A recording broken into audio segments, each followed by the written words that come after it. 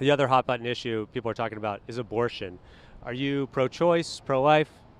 I got 3 grandkids, and anybody want to kill their baby is stupid. So you're pro-life. I'm pro-life. They need to go back to capital punishment. Really? I believe that. Okay. Because now they don't, they just smack them on the hand and go. So what do you mean by capital punishment? Capital punishment, death.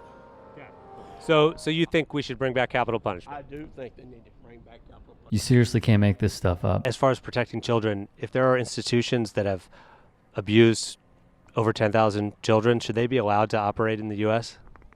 I don't know who that organization would be as far as abuse of 10,000 children. I don't know who that would be, but obviously not. It would be the Catholic Church. Yeah, dude. That's not true. I got to cut this cut loose on that because that's nonsense. Really? That's nonsense. You think that's nonsense? Oh, interesting. The constant posturing and moral grandstanding of religious right-wingers shields them from confronting reality and coming to terms with the unfortunate dark truths that come with the bastardization of religion. We need to abolish abortion, no exceptions. So this says, before I formed you in the womb, I knew you. And that's from the Bible? Yeah, from Jeremiah 1. Right. So God knows these babies in the womb. He has a purpose and a destiny for each child. They shouldn't be killed. Didn't he kill all the firstborn sons in Egypt?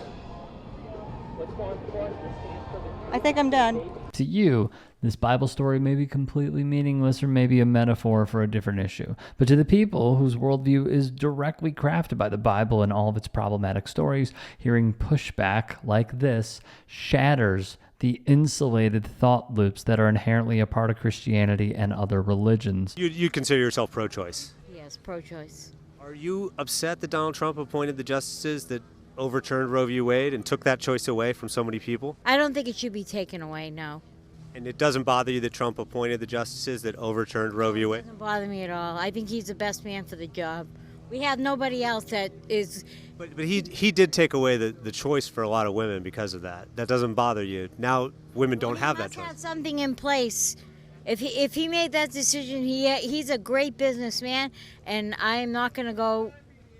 he's a great businessman, and I'm going to let him say what he wants to say, do what he wants to do. Unsurprisingly, Trump supporters exhibit a very similar, if not the exact same, blind faith in Donald Trump as they do toward whatever God they may pray to, which unfortunately has led to more and more Americans confidently spreading all the beliefs that Trump and his base represent. I'd like to get back like it was in the 60s. Before all the civil rights stuff? Before all the civil rights stuff. So you would like to see things go back to before the civil rights movement? Oh, yes. Where people have their freedom in this country. Well, certain groups didn't have as much at the time, right? Right. They didn't have as much at the time. But we still got to get back. Don't come here illegally and take over our country and then try to change it to be your country. Finish the wall. He's got to finish the wall. Even up here in New Hampshire, that's an issue. Absolutely. And I really didn't think it was. And now I'm noticing. It's just little things that happen every day. And, then, it's a month. And you go, wow, it is. How do you feel it here? Like, what are the little things here? Jobs. Jobs are being taken by people who, don't have a social security number. They're not paying taxes.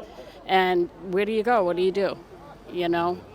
But yet other people who want to work can't get in. Shut down the border, come up with a process where people can come in.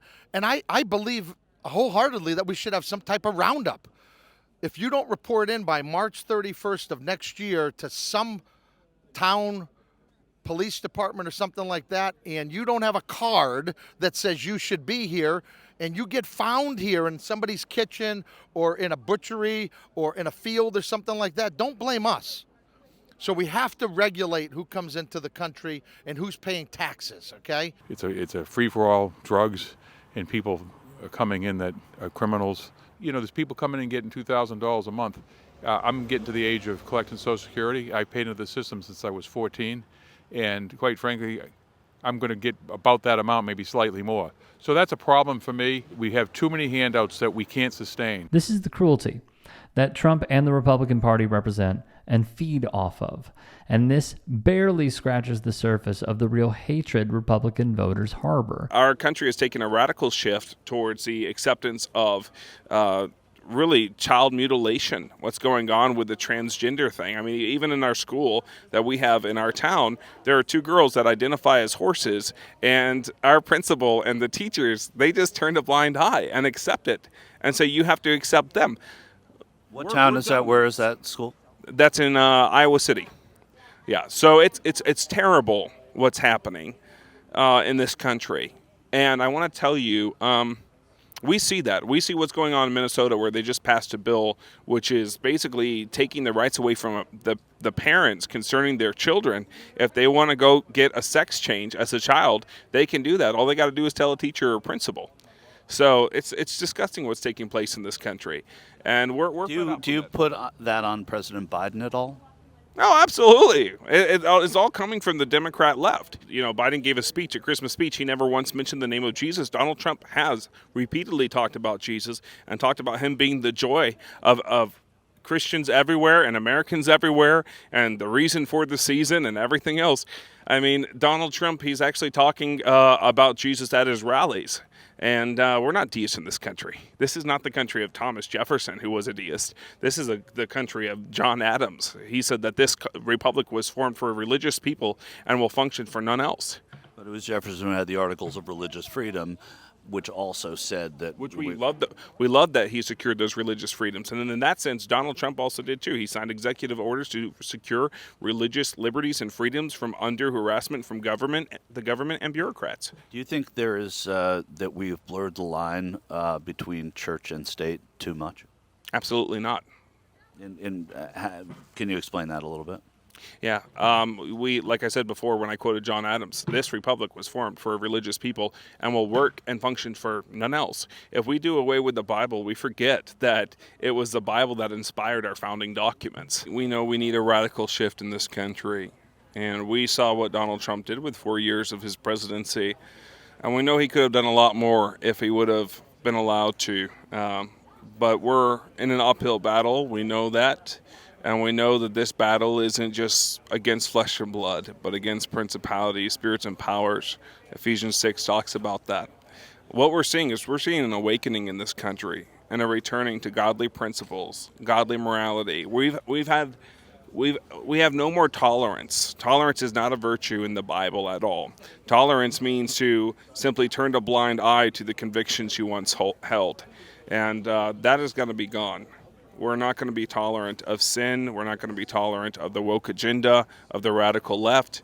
And Donald Trump will be the 47th president of the United States. That's very clear. You heard from the horse's mouth, no tolerance, no acceptance, and most importantly, no respect for the humanity of anyone who doesn't believe in their specific flavor of Christianity.